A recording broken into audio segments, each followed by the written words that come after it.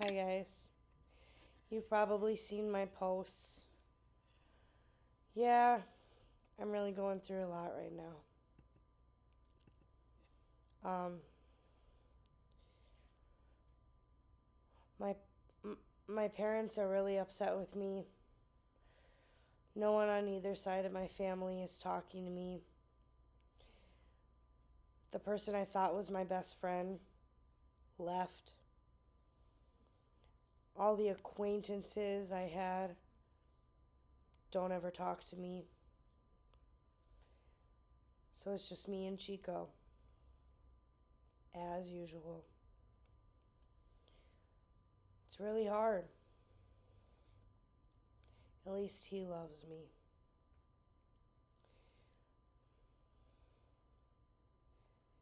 My parents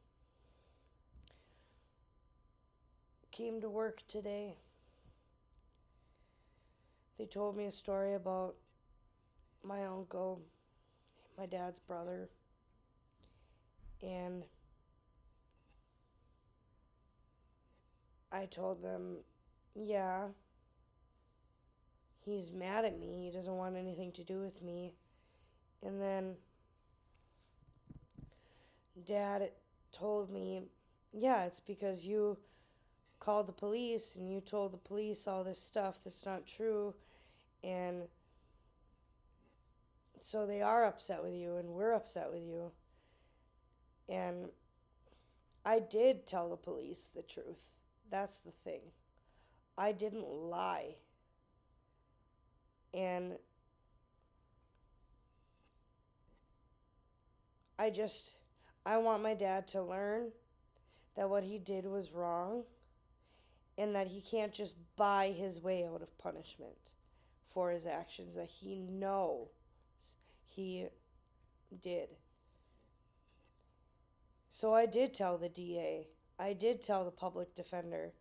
I did tell the prosecutor that this is not his first offense, that he's been neglectful to himself, to his wife, to me, to all animals that he's ever had as far as dogs go.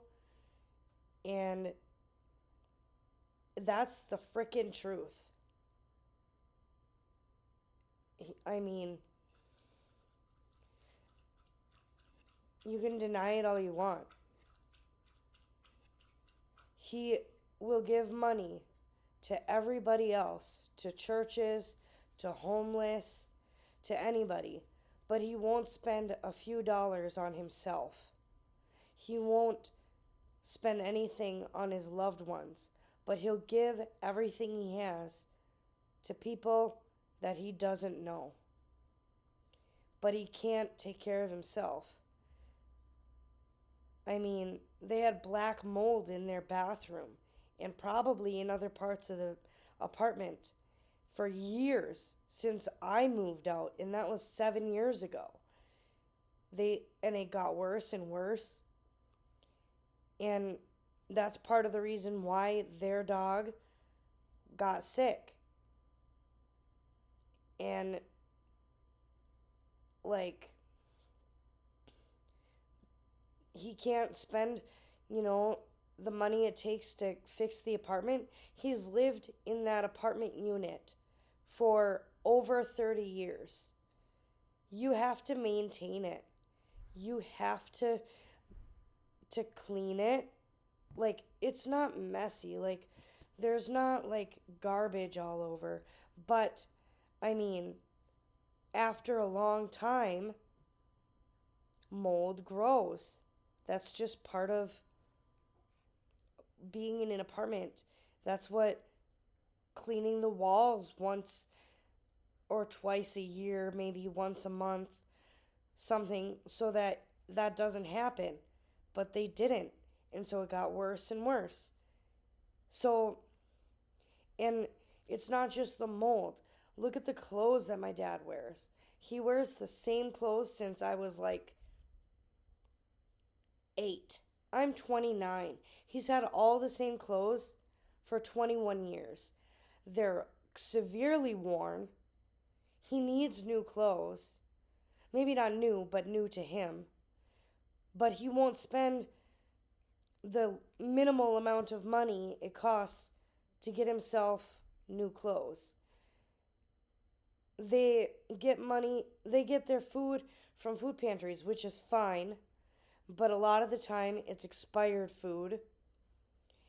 Um, the dog food that they were feeding the dog when they had it was the cheapest on the market, like $4 5-pound bags. That's what they were feeding their dog.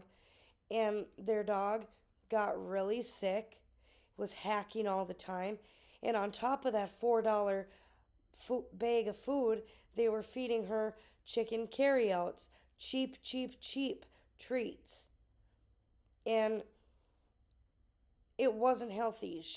That dog was choking, was having severe problems. And then the neighbor watched her for 3 days or 2 days or something while my parents went to visit said uncle that my dad told me a story about at Starbucks and in Thanksgiving. And miraculously, the dog was fine because the neighbor was feeding her the same food that the neighbor feeds their dog. And she miraculously didn't cough, wasn't hacking. She was fine because the neighbor was feeding her food that is good for a dog. And just the list goes on. I mean, then the dog got attacked and my dad didn't bring her to the vet for 9 days. And she had a ruptured kidney and severe internal bleeding. She was almost dead when the cops confiscated her. All because my dad didn't want to spend the $1,000 or however much it would cost to get her fixed.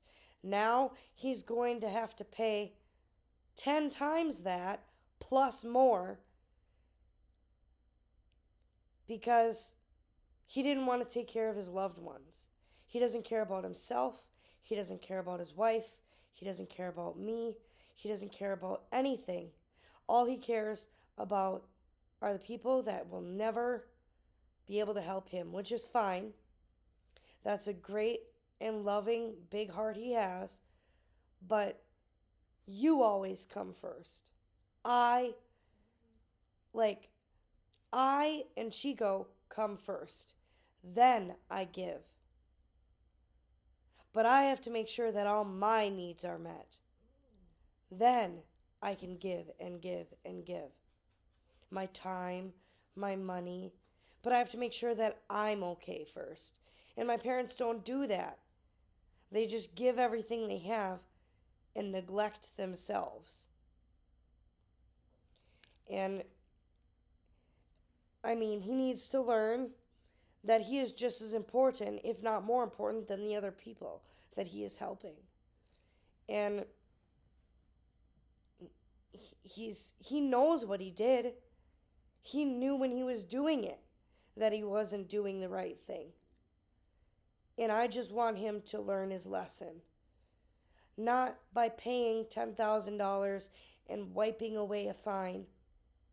Because that won't teach him anything. All that will teach him is that he can pay some money and he doesn't have to pay or learn anything from his consequences.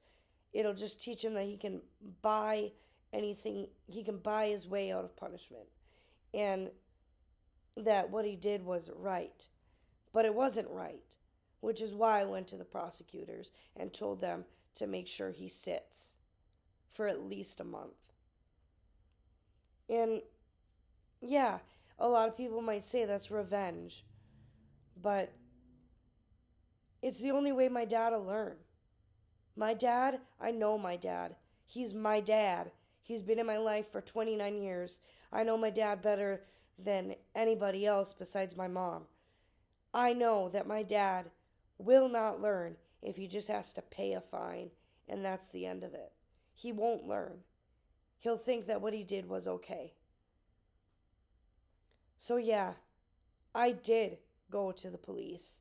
I did tell them the truth about what really happened. And I'm not sorry about it. I'm not. I don't regret it. I love my dad very much, and I want him to learn that he is very important and he needs to start valuing himself. And I'm also very upset because all of my friends, all of my acquaintances only contact me when it's in it for them or when I'm having a good day. If they need something, they always come to me. And I'm always there for them. Day, night, happy, sad, something in between. I'm always there. And I support them. And I want the best for them. And I will do anything I can to help them. But they can't stay around for me. No one is ever there for me in times like this. I'm always sitting alone. Nobody wants to hear my story. Everybody just thinks I'm the worst person there is. But I have the biggest heart. I really do. My friend, my best friend, well, the person I thought was my best friend, told me a lot of things that were going on in their home. And I knew a way that I could help. So I intervened finally after a very long time. And I tried to make it better for them. It didn't work. And now they're upset with me and don't want anything to do with me because I was just trying to help.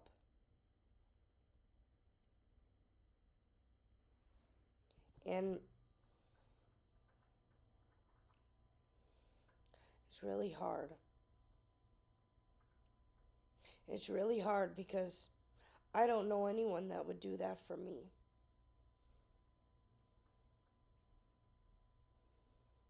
I give and give and give and give and give.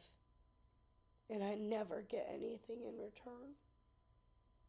Not love, not friends, nothing. I have nothing to show for all that I do for other people. And it's not fair.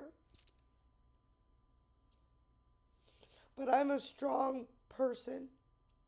I really am. And I'll be okay. Just not right now.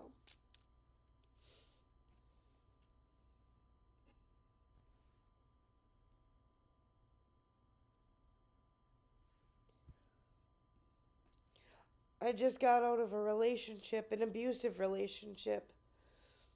I was with someone for exactly 3 weeks to the day. 21 days I was with them.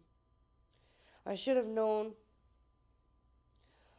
within the first 2 days to get out of it because they hit me physically. And I thought it would be okay and it wouldn't happen again. And it was just a one-time thing. I mean, the person that I was with wasn't themselves. They were under the influence. And they weren't hitting me. They were hitting someone else in their past. And they were calling me that person. They didn't even know where they were. They didn't even know their name. They didn't know anything that was going on. So I got them help. I finally got them to the hospital with the help of a police officer. And then they came back and we were still together for another 19 days. And over those 19 days, they kept asking me to not have my defense mechanisms. They were choosing to make decisions that they could easily get help with if they just asked for some help. And they were not making wise decisions, so I called them some names. And I know that I shouldn't have done that. But they were asking me to change every single thing I've ever known in my life for survival. And they couldn't even admit that they had problems. They couldn't even ask for help. And they couldn't quit the addiction that they had for more than an hour. While I was working on changing my entire life, I was working on not calling them names. I was changing my whole entire life for them because they asked me to. And I asked them to do one thing, and they couldn't do it. And they would get angry every time I said anything to them. So finally, 19 days later, I told them to leave and to never come back, because a relationship is give and take. You can't just give and give and give and give and give. The other person, in order for it to be a relationship, they have to take. They have to do as well. They have to give and you have to give. It can't just be one person and the other person is still here. So, and it was that way. I was giving my whole everything I had, and they were giving nothing. So, and they only liked 2 of my parts. I have 25 parts, and they only liked 2. They literally told me that they think my other parts are annoying. They think my other parts are mean. And so many other things. None of my parts are mean. They tell you how it is, and you might not want to hear it, but it's the truth. I'm a very smart person. If you get to know me, you know that I'm very smart. And I'm not afraid to speak up. Which is why everybody is so upset with me now. My parents, my best friend, my acquaintances. They don't like that I speak up and I tell the truth.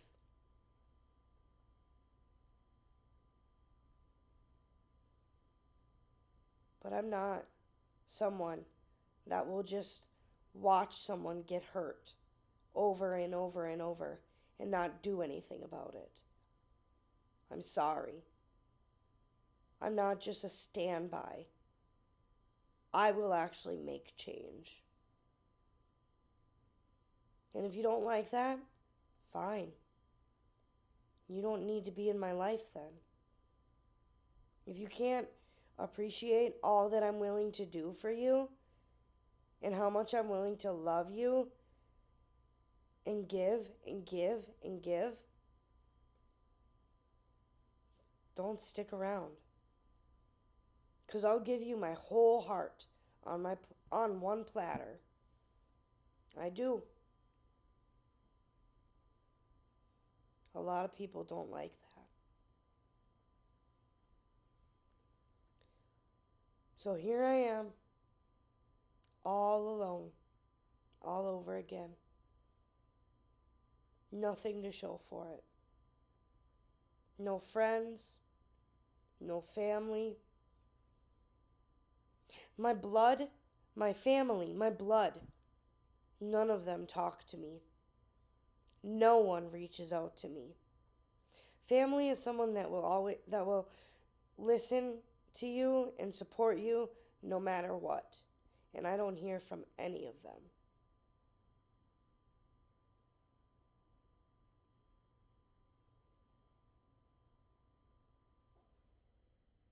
It's like I don't even matter. I can't wait to get out of St. Louis and Douglas County. Literally everywhere you turn, it's brokenness, and nobody is asking for help. Nobody is getting help. They all refuse help. Nobody's becoming better. Nobody's improving themselves. Everybody just complains about everything going on and doesn't see anything positive. And the reality is, I can't stay here anymore. It's too negative. There's nothing for me here. I haven't heard a positive thing said in a long time.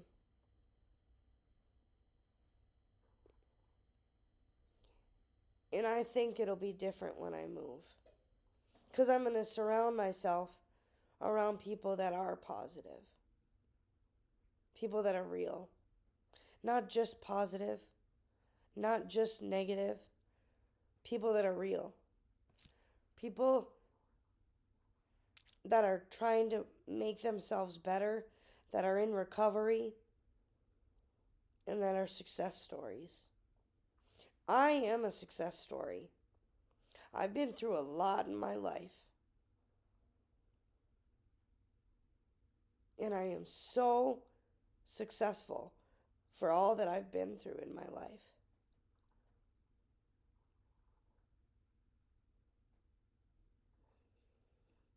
I don't need, well, I want, but I don't need anyone's acceptance or anyone's gratitude or anyone's relationship if they can't be there for me the way I always am for them. And I am a success story. I mean, I am getting the help that I need, and I am becoming a better person every day. With the help of God and with the help of my therapist and the therapy that I'm doing, I am more successful this year than I ever have been in my whole life. And I've accepted who I am. I just wish other people would accept me too. And with that, I'm done with this video. Not done with my life, just done with this video. Thanks for watching.